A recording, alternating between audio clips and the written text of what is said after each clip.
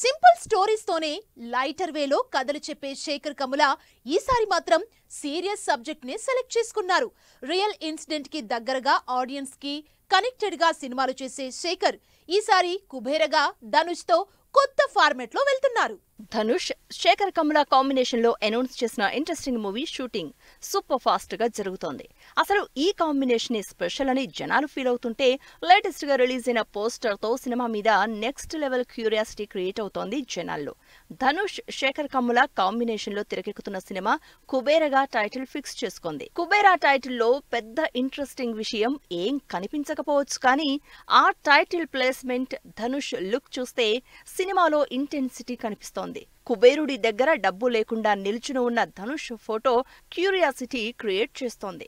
కొత్త వాళ్లతో ప్రయోగాలు చేసే శేఖర్ కమ్ముల లవ్ స్టోరీల నుంచి రూట్ మార్చి కొత్తగా ఏం చూపిస్తున్నారో, అసలు ఇలాంటి సబ్జెక్ట్ ని శేఖర్ ఎలా డీల్ చేస్తాడా అన్న ఇంట్రెస్ట్ స్టార్ట్ అయింది జనాల్లో. ఇప్పటివరకైతే లైటర్ వేలో సినిమాలు చేసిన శేఖర్ కమ్ముల ఈసారి మాత్రం రూట్ మార్చారు.